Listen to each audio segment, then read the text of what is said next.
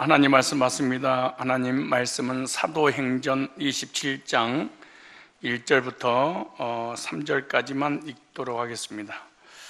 사도행전 27장 신약성경 235쪽에 있습니다. 다 같이 한 목소리로 사도행전 27장 1절부터 3절까지 말씀 다 같이 읽습니다. 시작. 우리의 배 타고 이탈리아로 갈 일이 작정되매 바울과 다른 제수 몇 사람을 아구사도의 백부장 율리오라는 사람에게 맡기니 아시아의 변 각처로 가려 하는 아드로무데로 배에 우리가 올라 행선할세 마케도냐의 데살로니가 사람 아리스다고도 함께 하니라. 이튿날 시돈에 대니 율리오가 바울을 친절히 하여 친구들에게 가서 대접받음을 허락하더니. 아멘. 오늘 본 말씀을 중심해서 고난 중에 위로라는 제목으로 말씀을 증거할 때 큰 위로받는 시간이 되시기를 축복합니다. 오늘 본문을 묵상하면서 이 묵상한 이 말씀을 통해서 하나님께서 우리에게 주시고자 하는 메시지가 있을 것입니다. 대부분 사람들이 성경을 해석하고 또 설교할 때 두 가지 설교가 있습니다. 하나는 디다케적인 설교가 있고 또 하나는 캐리그마적인 설교가 있습니다. 디다케는 바울이 전도하기 위해서 로마로 갔다라고 현상적인 것만 이렇게 하는 내용입니다. 그러나 디다케적인 메시지 속에서 캐리그마라고 하는 하나님께서 원리를 주시면 그 본문을 통해서 우리에게 가슴에 다가오는 아주 어마어마한 메시지가 우리에게 주어지고 있는 것입니다. 그래서 오늘 본문을 중심해서 고난 가운데 하나님께서 주시고자 하는 위로가 있다는 것을 오늘 본문에서 메시지로 우리에게 다가오고 있습니다. 그래서 오늘 이 본문 중심이 뭐냐? 고난 중에 하나님의 위로가 있다. 오늘 이 말씀을 끝나고 여러분 가슴속에 잘 박힌 못처럼 박혀서 돌아갈 수 있는 것이 뭐냐? 아, 하나님의 위로는 이런 것이구나 라고 깨닫고 돌아가는 겁니다. 하나님은 나에게 이런 위로를 베풀어 주셨고 지금도 이런 위로를 베풀어 주시고 앞으로도 이런 위로를 베풀어 주시구나 라는 것을 깨닫게 된다면 여러분의 예배는 성공이 되는 것입니다. 오늘 본문에 보면 바울이 제수의 몸이 되어 배를 타고 로마로 가고 있는 장면을 자세하게 소개를 하고 있습니다. 로마로 가는 것은 하나님의 섭리 가운데 로마로 가서 복음을 전하기 위해서 하나님께서 인도하시고 계시는 그런 그 과정인 것입니다.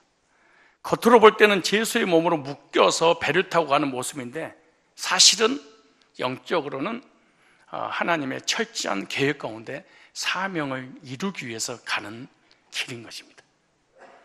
그런데 배를 타고 가는 과정에서도 배가 순탄하게 가지 못하고 배가 풍랑을 만나서 간신히 가게 됩니다.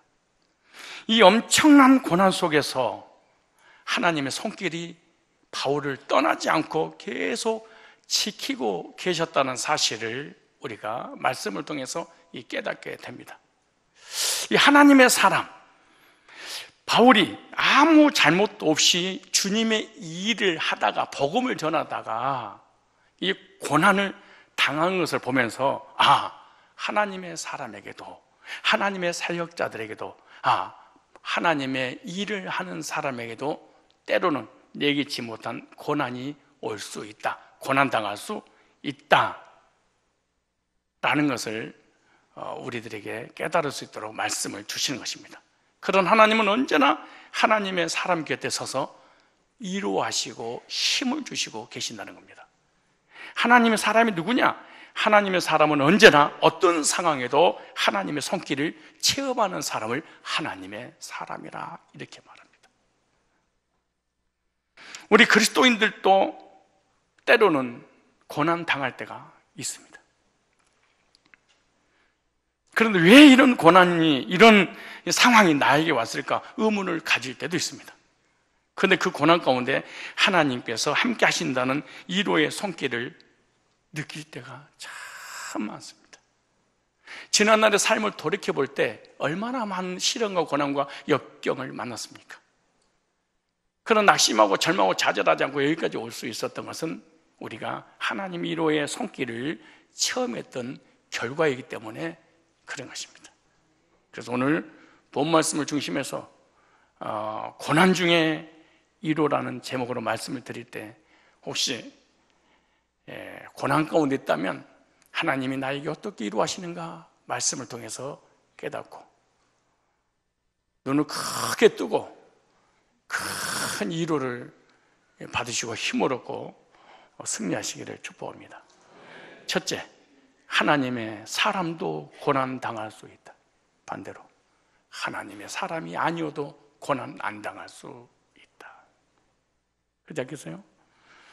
바울은 하나님의 나라를 위하여 죄수가 되었습니다. 복음을 전하다가 억울한 누명을 쓰고 주 예수의 몸으로 로마로 호송되어 재판받기 위해서 가고 있습니다. 바울에게 있어서, 하나님의 사람에게 있어서 이해할 수 없는 일을 겪게 됩니다. 나쁜 일 한 것도 아닙니다. 죄 짓는 것도 아닙니다. 불신앙한 것도 아닙니다. 우리처럼 세상을 위해서 사는 것도 아닙니다. 욕심을 위해서 사는 것도 아닙니다. 이 사람의 욕심은요, 이 세상 모든 것을 푼토와 같이 배설물로 여겼다 라고 고백했습니다. 오직 이 사람은 하나님의 사랑과 예수님의 구속과 영혼들에게 복음을 줘서 영혼들이 구원받은 이거 하나를 가지고 삶의 의미와 목적을 두었지요. 근데 이런 사람에게 말로 형용할 수 없는 고난을 겪게 됩니다. 이해할 수가 없습니다. 그래서 성경 비평학자가 사이트에 올려놓기를 6.25 사변 때 자기 할아버지가 공산당한테 교회를 지키다가 죽었습니다. 하나님이 교회를 지키다가 죽게 되었다는 것은 하나님이 계시지 않는다라고 비방을 해놨습니다. 저와 여러분들도 그런 의문을 가질 때가 있습니다. 믿음으로 사는데 하나님 중심, 말씀 중심, 교회 중심 삶을 사는데 오직 저 천국을 소망하며 사는데 왜 시련 가운데 빠뜨려갔을까? 왜 나에게 이런 역경과 고난과 이런 삶의 상황들이 펼쳐지는 것일까? 지금은 알 수 없습니다. 지나가 보면 압니다.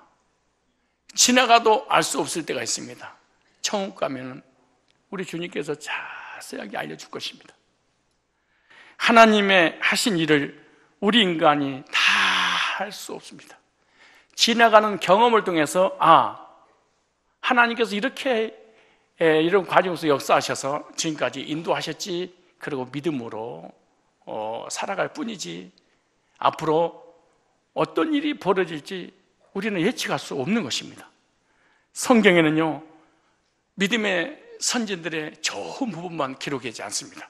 어떤 일 부분만 기록하지 않았습니다. 철저한 그 사람의 불신앙과 죄와 우상 숭배와 악한 것들까지 적나라하게 다 기록을 해놨습니다. 예를 들어서 하나님 백성들에게 하나님은 약속하시고 하나님 백성들에게 복을 주셨습니다. 그런데 그 복을 주시면 우리 인간은 교만해서 타락을 하게 됩니다. 타락을 하게 되면 하나님께서 징계를 내리십니다. 징계하면 너무 고통스러우니까 하나님 사람들이 회개하고 하나님 앞에 돌아옵니다. 그러면 하나님이 또 다시 복을 주십니다. 그리고 우리는 교만해서 하나님 떠나서 타락하고 세상 중심의 삶을 또 살게 됩니다. 그럼 하나님은 또 찾아오셔서 물질과 어떤 건강과 주변 사람을 통해서 전쟁을 일으켜서 하나님 사람들을 또 겸손하게 합니다. 그럼 우리 인간은 또 그 고통 가운데 회개하고 하나님 돌아오면 하나님 복을 주시고, 그럼 또 타락하고 다람쥐 채바퀴 돌듯이 우리 인생은 이를 그런데 하나님을 떠나 타락한 그 삶을 청란하게 성경은 이렇게 기록하고 있습니다. 왜냐? 우리 인간도 믿음으로 산다고 하지만 연약해서 흔들리고 믿음 지키지 못하고 쓰러질 수 있다는 것입니다. 그리고 그것 때문에 고난 당할 수도 있고, 그리고 하나님의 의를 이루기 위해서 고난을 당할 수 있습니다. 고난 당한 그때는 모를 수 있지만 지나고 나면 하나님의 섭리였구나, 이것을 깨닫게 됩니다. 하나님이 우리의 삶에 적당하게 삶을 주시고 적당하게 인도하십니다. 전도서 4장에 보면은 울 때가 있으면 웃을 때가 있고, 사랑할 때가 있으면 미워할 때가 있고, 전쟁할 때 있으면 평화로울 때가 있다. 벌이 있으면 추울 때가 있고, 찢었으면 꼬밀 때가 있고, 이 모든 우리 인생의 삶을 우리 인간은 알 수 없다. 오직 하나님이 하시는 일이고 하나님만 할 수 있다, 이렇게 말합니다. 하나님을 섬기는 사람이 어쩌면 저럴 수가 있을까? 하나님의 사람들이 타고 가는 배가 침몰을 하고, 하나님 사람들이 타고 간 비행기가 추락을 하고, 하나님 사람들이 성지 순례를 갔는데 폭탄 테러로 인해서 수십 명이 죽고, 아프리카, 북한, 중동 이런 지역에는 지금도 무수히 많은 사람들이 예수 믿는다는 이유 하나 때문에 죽어가고 있습니다. 우리 교회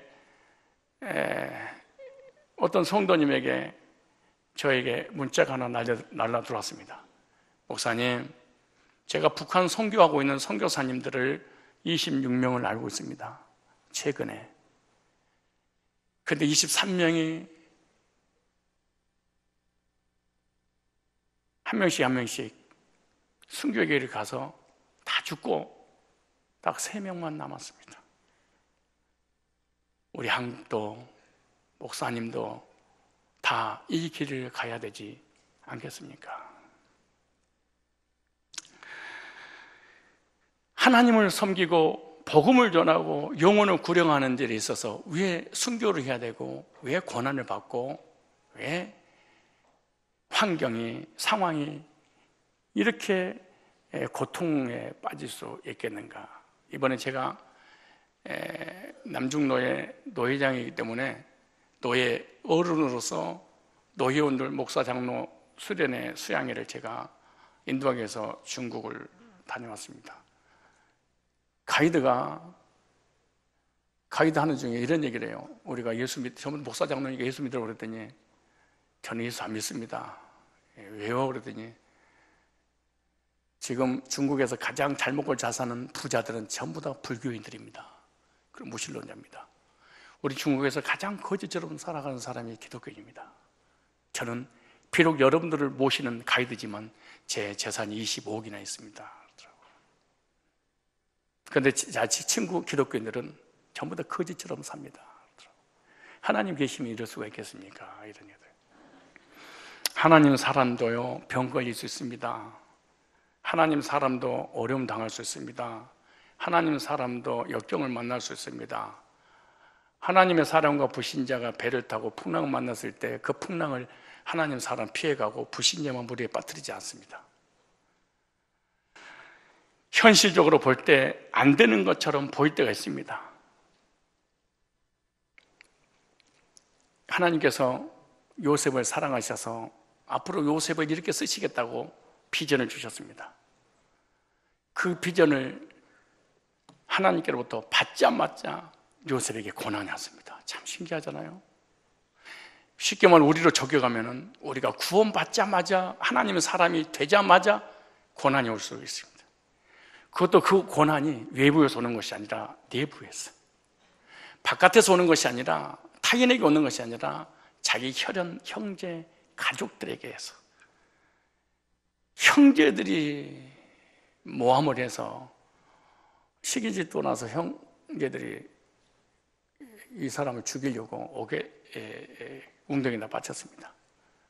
웅덩이에다가 빠뜨려서 죽이려고 했는데 물이 없으니까 끄집어내서 마침 애굽의 노예상에 지나가자 은 20냥에 팔아버립니다. 그래서 노예로 혈안지연 학연을 떠나서 타향살이 노예로 시작합니다. 노예생활, 직장생활 잘하고 있는데 그 직장 주인의 아내에 의해서 억울한 누명을 쓰고 감옥에 들어가게 됩니다. 이럴 수 있을까요? 그래서 감옥에 들어가는 것도 들어가는 거지만 감옥에서 나올 수 없을 정도로 주인의 아내를 겁탈한 죄는 사형입니다. 언제 죽을지 모릅니다. 얼마나 이 요셉이 억울했을까요? 하나님의 뜻을 이루기 위해서 비전을 가졌는데 그 비전 때문에 오는 그 고통, 참게 인내하기 너무 힘들었을 겁니다. 그러나 요셉은 모르지만 그 과정 속에 과정을 통과해야만이 총리가 되기 때문에 하나님이 인도하고 계셨던 것입니다. 하나님의 사람에게도 얼마든지 시련과 고난과 역경을 만날 수 있습니다. 이것이 총리 되기 하기 위해서 하나님께서 인도하시는 과정인 것입니다. 그런데 그 과정 속에 요셉은 몰랐습니다. 우리처럼 똑같이 모릅니다. 미래를. 그냥 꿈을 가졌지요.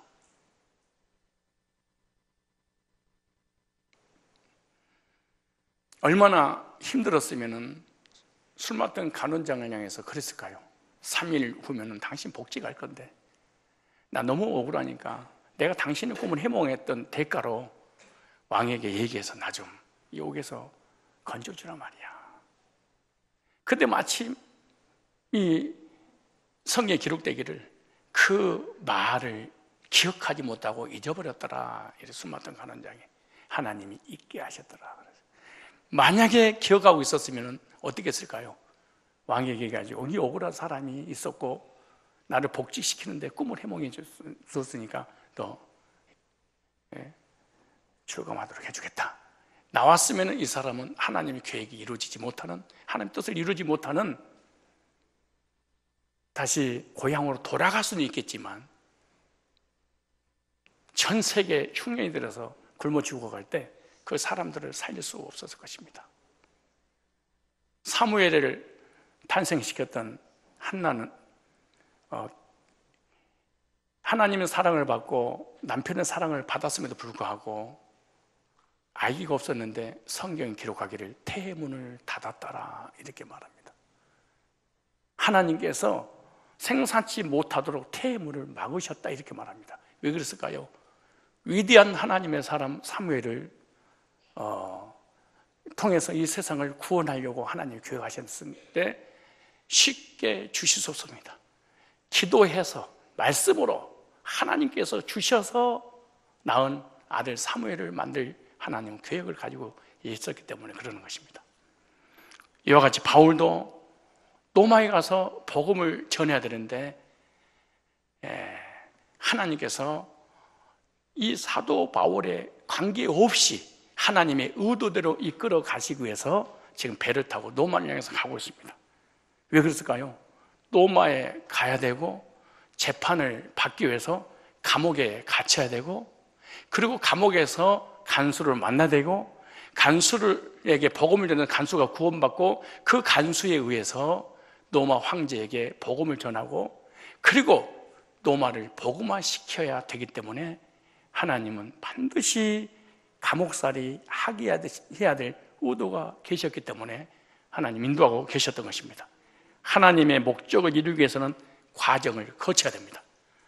아브라함도 야곱도 모세도 다윗도 바울도 전부 다 하나님 뜻을 이루기 위해서 이 시련의 과정을 겪었습니다. 이스라엘 백성도 가나안 땅에 들어가기 위해서는 40년 광야 생활 했어야 됩니다.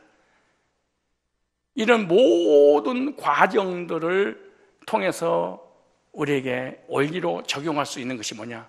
복받기 위해서 가는 과정이었구나 라는 것을 깨닫게 됩니다. 그러므로 하나님의 사람도 고난당할 수 있다는 중요한 원리를 오늘 본문에서 우리에게 하나님께서 메시지로 주시는 것입니다. 억울한 일을 당할 수도 있고, 고난 당할 수도 있고, 병 걸릴 수도 있고, 내 주변에 사랑하는 사람들이 내 곁을 먼저 떠날 수도 있습니다. 죄가 있어서가 아니라 하나님 일을 하다가 오는 역경일 수도 있는 것입니다. 하나님의 사람에게 오는 고난과 역경은 우연이 아닙니다. 여러분, 하나님의 사람에게 오는 모든 고난의 그 과정은 연수생이라 이렇게 생각하면 이해하기가 쉬울 것입니다.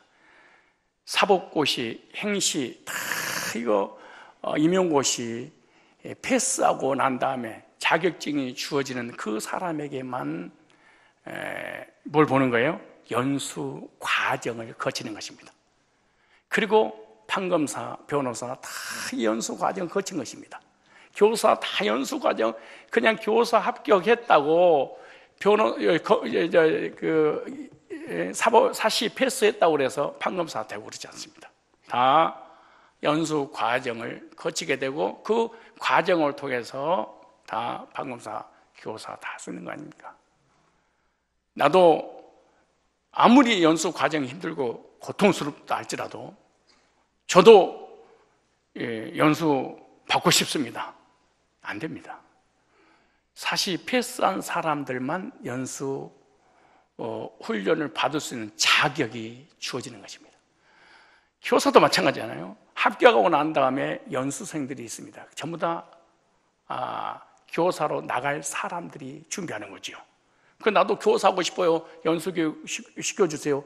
자격이 미달되기 때문에 안 되는 것입니다. 이와 같이 하나님 사람들이, 하나님 백성들이 살아가는 모든 삶에 고난이 왔을 때 하나님 사람이 아닌 사람이 나도 고난받고 싶어요 라고 해서 고난받을 수 없습니다. 하나님의 사람에게만 주어지는 특별 은총인 것입니다. 혹시 여러분 구원받고 난 이후에 여러분 삶에 여러 가지 고난을 만났거든 명심하십시오. 하나님이 나를 연수생으로 부르셨구나. 이 연수가 끝나면 하나님께서 영육간에 나를 쓰시려고 준비하는 과정이구나 생각하고 승리하시길 바랍니다. 하나님께서 우리들에게 큰 일을 이루시기 위해서 연수 교육을 하고 있으니까 얼마나 기쁘겠습니까? 얼마나 즐겁습니까? 얼마나 행복할까요? 연수 사실을 패스하고 연수를 받은 그 사람이 막 스트레스 받고 짜증을 내고 힘들고 이런 고통스러운 이런 인생이 어디서 불평한 사람이 어디가 있겠습니까? 이것만 끝나면 나는 판검사, 변호사가 될 거야. 얼마나 기쁨과 감격 속에 이 과정을 마칠까요? 하나님이 우리도 신앙생활 하는 중에 가끔가다 부를 때가 있습니다. 너 연수를 좀 받아야 될 것 같구나. 너 지금 이대로는 안 되겠다. 이대로 쓸 수가 없다. 구원받는 우리들 항상 태평성대를 누리도록 하지 않습니다.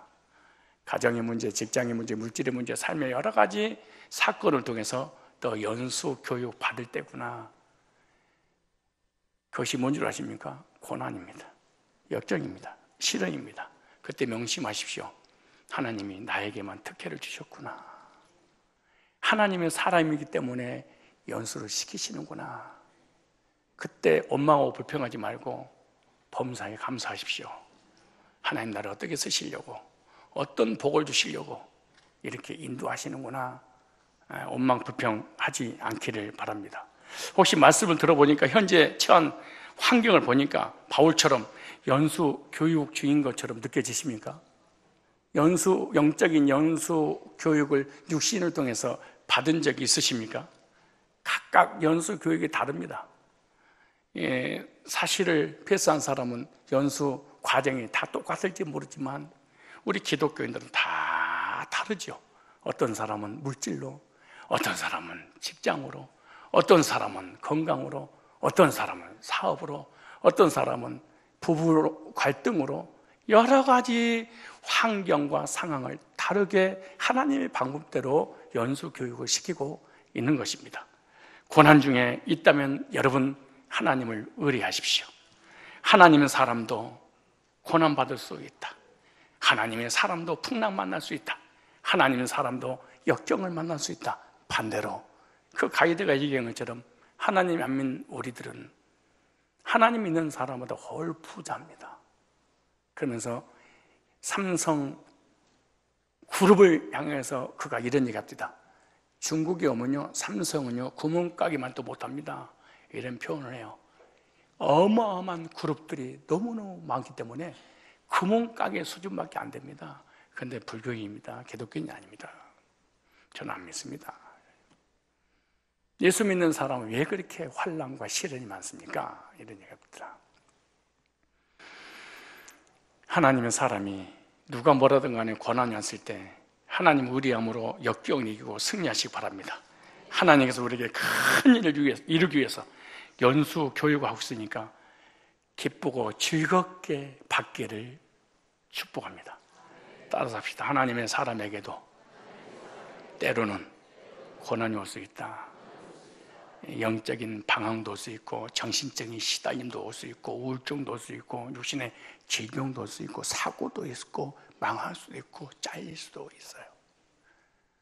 하나님의 사람들끼리 만나서 연애하다가 헤어지고 찢어질 수도 있어요. 명심하십시오. 하나님 나를 교육시킬 때가 되셨구나.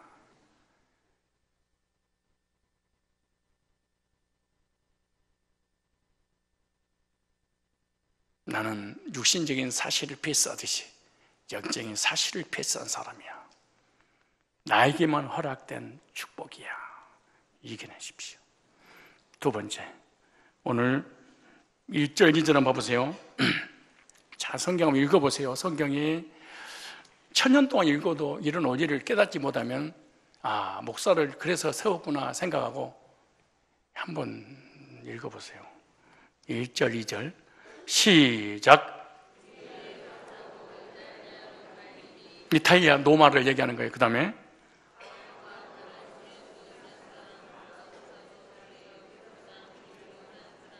그 다음에 2절, 3절 시작.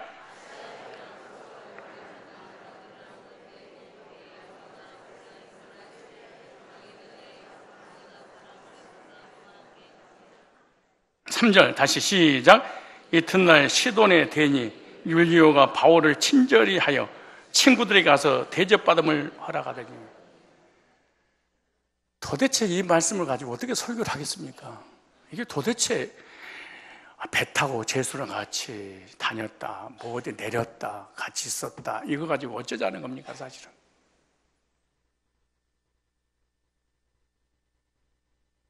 따라서 합시다. 고난 중에 이루라. 하나님은 두 번째, 고난과 시련 중에 이루를 주시는 것이 2절, 3절 나옵니다. 시련과 고난을 당했을 때 하나님이 내버려 두지 않고 반드시 이루자를 보내신다. 하나님 직접 나타나서 말씀하시는 것이 아니라 하나님의 사람은 하나님의 사람을 통해서 그 상황과 그 환경과 그 위기와 그 고난을 이겨낼 수 있도록 위로자를 딱 보내십니다. 오늘 2절로 3절이 그런 얘기죠. 여기 그 배에 아리스다고도 함께 승선하였더라. 참 기가 막힌 말입니다. 이 말이. 아리스다고 누구냐? 빌레몬서 1장 24절에 보니까 바울의 동역자도 함께 탔다. 또한 나의 동역자 마가 아리스다고 데마 누가가 문안하느니라. 아리스다고는 어떤 사람이냐? 바울의 동역자인데 바울이 어려울 때마다 옆에 있었어.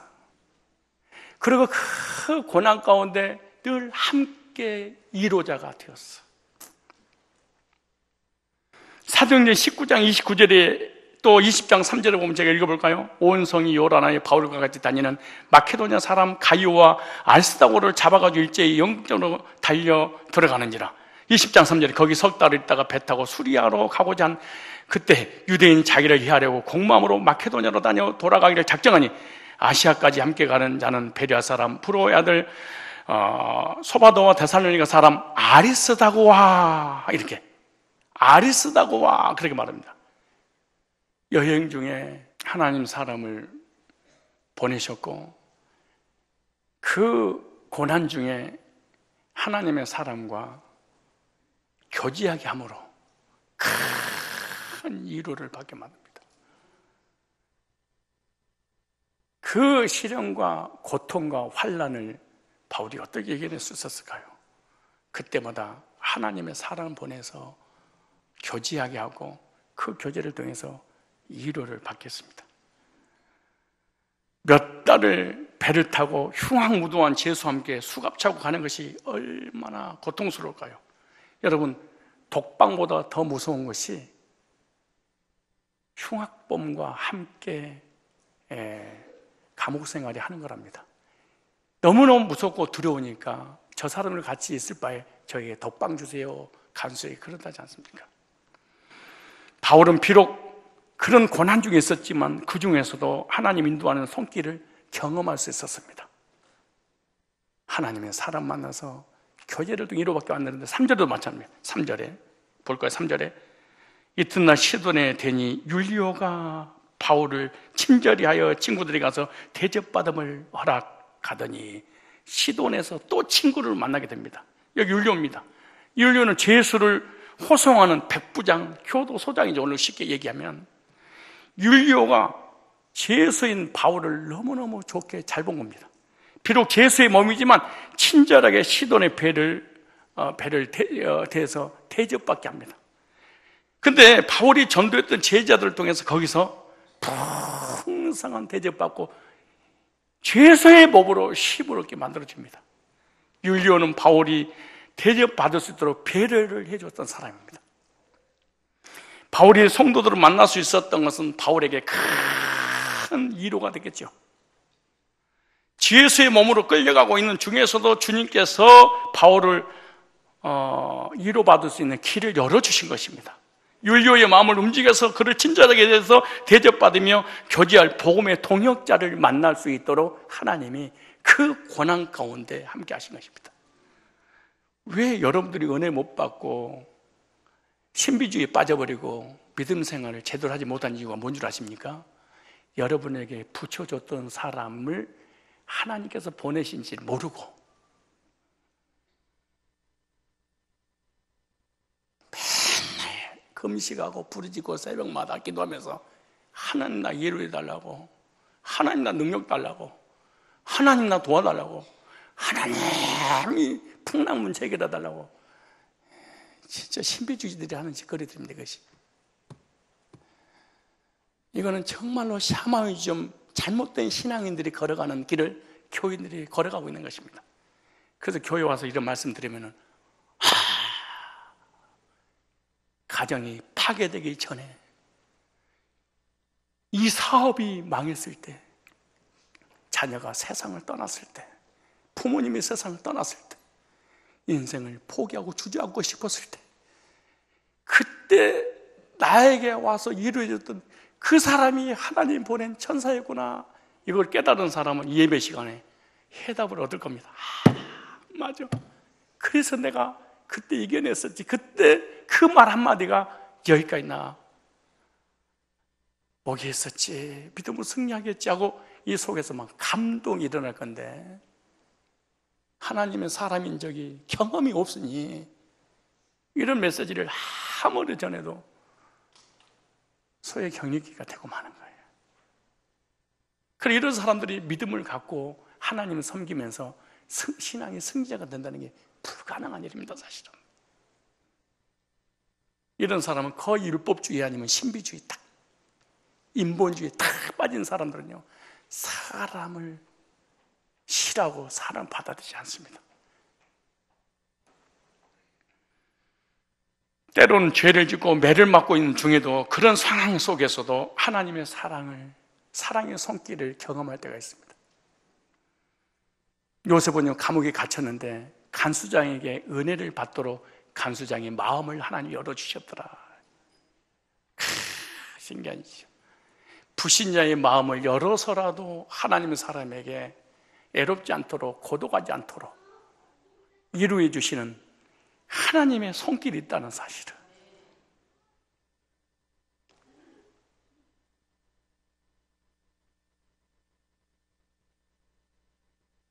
우리에게 주신 하나님의 위로들을 한번 묵상해 보십시오.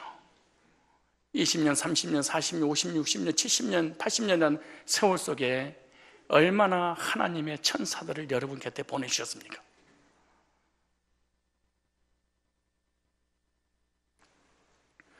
역경 속에서도 하나님께서는 위로를 주십니다. 고난 중에 어려움 중에도 위로를 주십니다. 혹시 여러분 고난 가운데 이런 하나님의 만남의 복을 통하여 위로를 받은 적 있으십니까?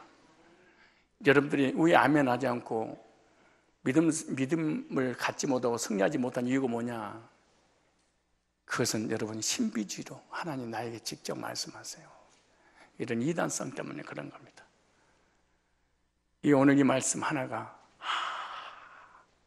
나 이미 이 세상 떠났어야 되는데, 이미 주저앉았어야 되는데, 나 신앙생활 이미 포기했어야 되는데 하나님 말씀으로 이루하시고 찬송으로 이루하시고 사람을 통해서 교제를 통해서 해결하고 회복시키셨구나. 그 하나님이 지금도 그러고 계시고 앞으로도 그러고 계시겠구나. 이런 사람만이 믿음의 승리자가 될 줄로 믿습니다. 너무너무 힘든 환경, 어려움 중에서도 하나님께서 나를 인도하고 계셨구나, 이걸 느끼는 사람만이 아멘하고, 이런 사람은 거듭난 사람이고, 이런 사람만이 믿음의 승리자의 길을 가게 되는 것입니다. 이런 사람이 혹시 여러분 중에 있다면 명심하십시오. 나는 하나님께서 특별히 사랑하는, 특별히 구별한 하나님의 사람이었구나, 이걸 깨닫기를 바랍니다. 여러분, 불신자들에게 고난이 오고요, 신자들에게 오는 고난이 있습니다. 불신자들에게 오는 고난은요, 예수 믿고 구원받기 위해서 삶을 하나님이 만지시는 것이고, 그리스도인들에게 오는 고난은요, 그 고난을 통해서 하나님께 가까이 가게 하시는 하나님의 의도인 것입니다. 혹시 고난 중에 있습니까? 나의 인생길에서 평안의 길을 갈 때 보이지 않아도 지치고 고나여 넘어질 때면 다가와 손 내미시네. 이런 일화가 실제로 우리 기독교인들에게 너무 많이 알려지고 있잖아요.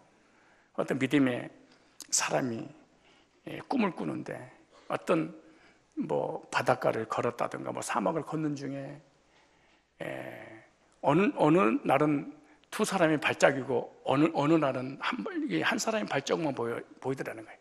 근데 가만 보니까 이 두 사람의 이 발자국에 표시가 날 때는, 그때는 자기가 너무너무 하느님한테 잘 되고 건강하고 행복하고 즐겁고 좋은 일이 있을 때는 발자국이 투기였다고 말합니다. 그런데 자기가 너무나 힘들고 너무나 고통스럽고 지쳐 쓰러질 수밖에 없는 낙심이, 위기를 만났을 때는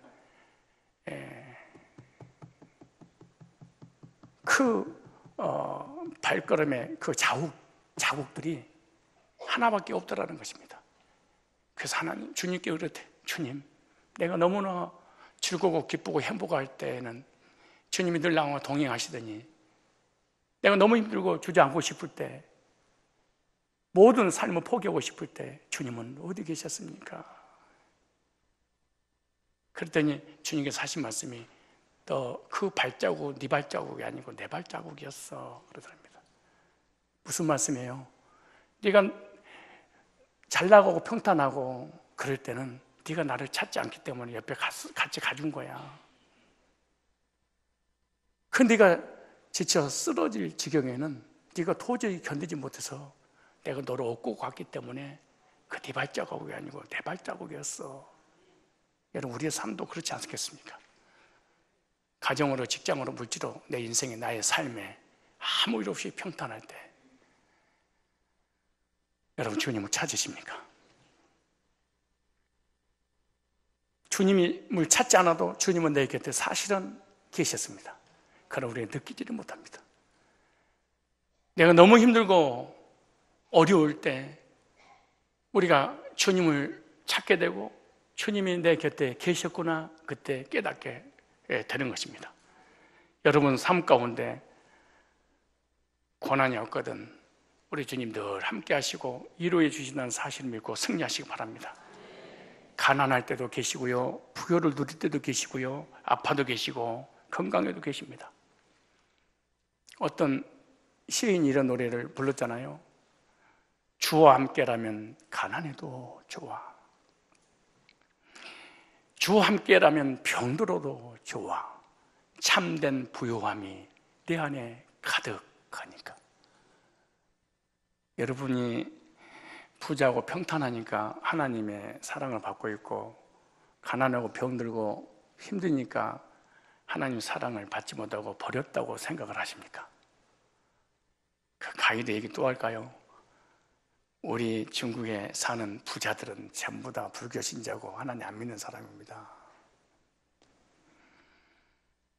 주님과 함께하지 않는 부자, 주님이 함께하지 않는 부요, 주님이 함께하지 않는 건강, 주님이 함께하지 않는 내 인생, 불행인 것입니다. 주님과 함께라면 가난해도 좋아, 병들어도 좋아, 참된 부요함이 내 안에 가득해 라고 신앙 고백하면서 하나님 이루로 승리하시기를 주님의 이름으로 축복합니다. 세 번째, 하나님의 사람에게 고난은요 우연이 아니라 하나님의 뜻이 있습니다. 사도 바울은요 로마에 그렇게 간절히 가고 싶었습니다. 로마서 1장 13절에 이렇게 말합니다. 형제들아, 내가 여러 번 너희에게 가고자 한 것은 너희가 모르기를 원치 아니하는, 이 말은 너희들이 알아줬으면 좋겠다. 또 하나, 알고 있지? 내가 너희들한테 가서 신령한 은사를 함께 나누고 싶고 로마에 가서 복음을 전해 로마로 복음하는 일에 나의 사명인 거 너희들 알고 있지? 그런데 이렇게 말합니다. 이는 너희 중에서 다른 이방인과 같이 열매를 맺게 하려면 지금까지 길이 막혔도다. 이렇게 길이 막혔다. 이 길이 막혔다 오늘을 찾아보니까 방해하다, 제지하다, 금하다, 누군가가 방해했다는 것입니다. 그런데 성경에서는 하나님이 방해한 건지 사단이 방해한 것인지 유대인이 방해한 것인지 정란하게 그 방해 대상은 말씀하고 있지 않습니다. 그런데 보세요, 로마서 15장 22절을 보니까 그러므로 또한 내가 너에게 가려 하던 것이 여러 번 막혔더니 가고 싶었습니다. 데살로니가 2장 18절에도 다른 성경이지만은 그러므로 나 바울은 한 번, 두 번 너에게 가고자 했으나 사탄이 우리를 막았도다 이렇게 말합니다. 방해하다, 해방 놓다 이런 뜻입니다. 그래서 바울은 난 로마에 가서 죽어야 되겠어. 로마에 가서 난 순교할 거야. 로마에 가서 복음을 전하다가 하나님 품에 갈 거야. 이 사람 평생 동안 사명을 이루기 위한 목적이었었죠. 기도의 제목이었었죠. 그런데 바울은 평탄한 길, 좋은 길, 자기가 준비해서 가는 길인 줄 알았을지도 모릅니다. 이렇게 바울이 끌려가서 복음을 전해서 로마로 가야 될 것은 바울이 몰랐을지도. 그런데 하나님은 바울의 생각과 다르셨습니다. 그래서 바울은 로마행은요 하나님의 섭리였습니다. 바울이 배를 타고 주 예수의 몸으로 끌려서 로마에 가는 것은 하나님의 철저한 계획이었습니다. 하나님의 섭리에서 로마로 가게 되는데 로마에 가서 복음을 전해서 하나님의 역사를 이루기 위해서 이런 과정을 거치게 하신 것입니다. 그러기에 바울은 억울한 일을 당해도 풍랑을 만났어도 고난이 와도 마음에 아무런 동요가 없습니다. 이게 믿음의 사람의 특징입니다. 믿음의 사람의 특징은요 어떤 환난과 시련과 역경 고난이 와도 흔들리지 않는, 변하지 않는 분명한 견고한 믿음이 있습니다. 왜냐? 환경이 중요하고 상황이 중요한 게 아니라 하나님의 사람들은 하나님과 나와 관계가 중요시를 얘기 때문에 그렇습니다. 묶여서 가든 배를 타고 가든 걸어서 가든 감옥에 지하에 가둬놓고 착고를 채워놔도 바울은 괜찮습니다. 그러니까 감옥에서도 찬양했지요.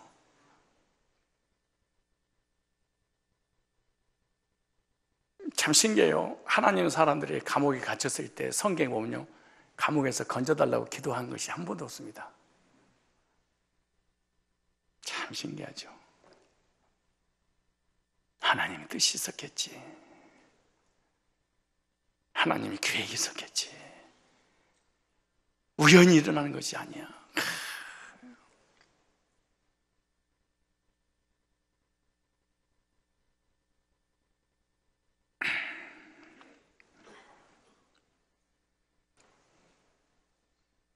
하나님 계획과 하나님 뜻을 모르고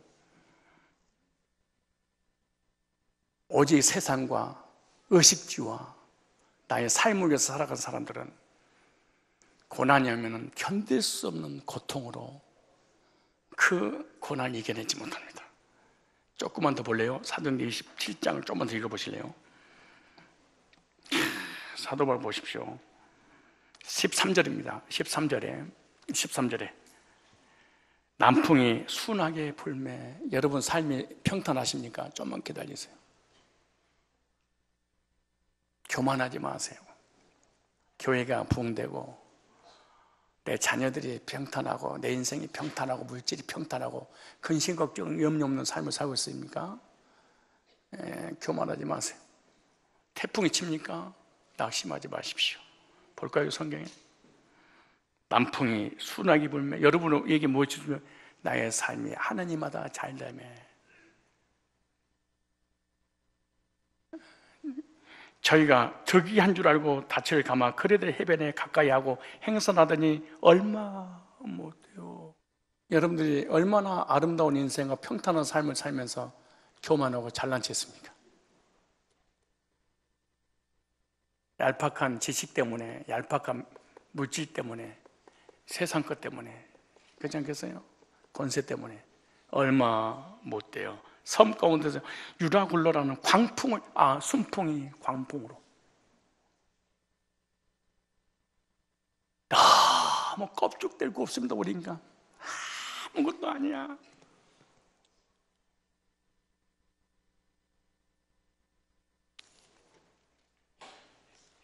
그런 소리 질 거 없어. 조금만 기다려보세요. 그럴 일 있는가? 보세요. 얼마 못 돼요. 섬 가운데서 이렇게 큰 소리 치던 장로가, 그렇게 큰 소리 치던 집사가 그렇게 큰 소리 치면서 어깨 힘들어갔던 그 교만한 선생님이 이렇게 바짝 엎드려져서 그냥 순한 양이 될 수 있을까? 광풍을 만나매. 교만하고 잘난 체하고 막 대들고 그럴 거 없어. 조금만 기다려보세요.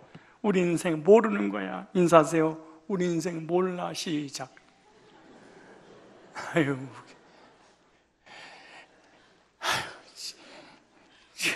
모르는 거야. 고목사가 하루아침에 이 교회가 무너지지 누가 알아? 개척교회 가가지고 투명한 쳐놓고 복귀할지 아무도 모르는 일이야.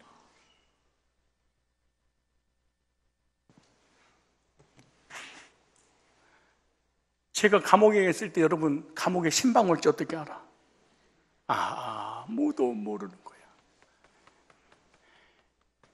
그렇게 큰 소리 치는 사람이 귀신 들어가고 정신병 걸리고 우울증 걸려서 완전 인생을 자포하겠지, 자포자기 할지 누가 알아? 이 아이 보세요. 그렇게 건강하다고 그래가지고 체육대 100m 달리기가지고 20대 지금 걷지를 못하고. 아무도 모르는 거야. 사람은 비실비실 대신 더 70대 노인네가 100m를 그렇게 있는 힘을 다해서 뛰어도 머리카락 안 다치지 어떻게 알아? 그걸 모르는 거야. 인간은 아무도 모르는 거야. 인사하세요. 모르는 거야. 시작. 모르는 거야.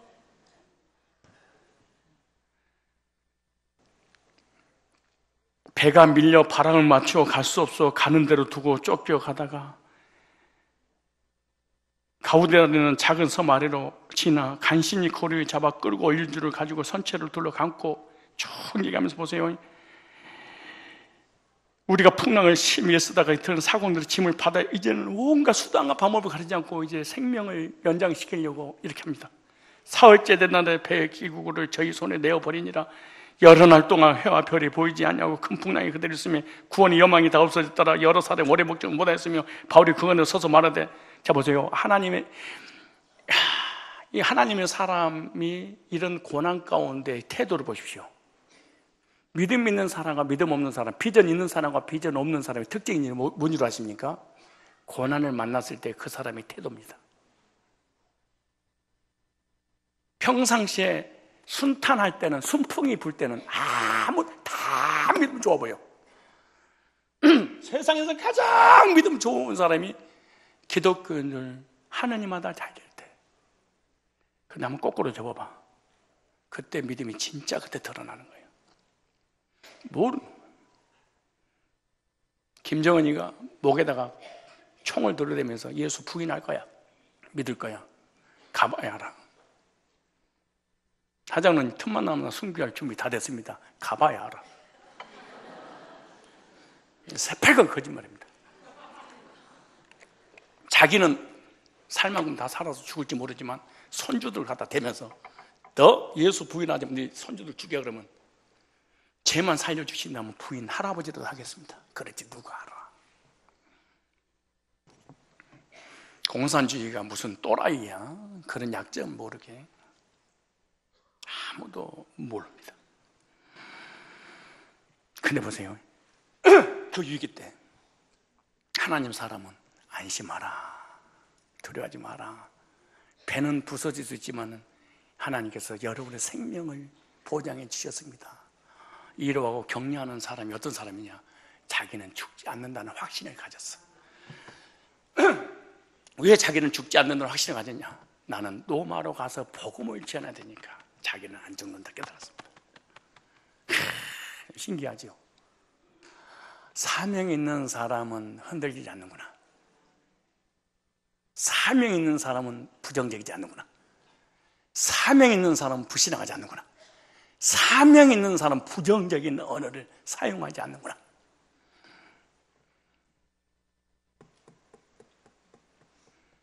부정적인 언어를 사용하는 사람은 어떤 사람이냐? 의식주 문제, 이 땅의 것을 위해서 살아가는 사람들.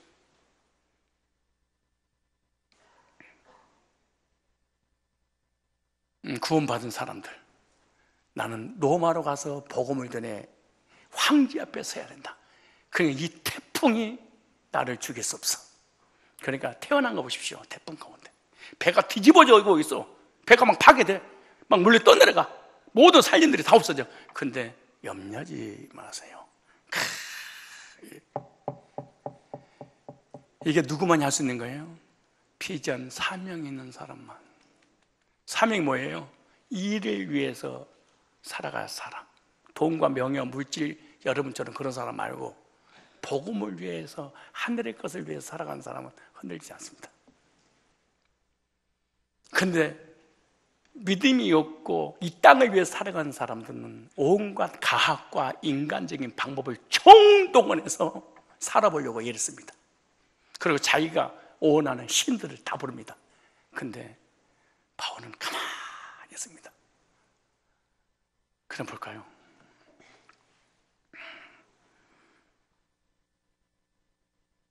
(21절에) 여러 사람이 오래 먹지 못하였으면 바울이 가운데 서서 말하되 여러분이요 내 말을 듣고 그에 대해서 떠나지 아니하여 이 타격과 선상을 면하였더라면 죽을 뻔하였다.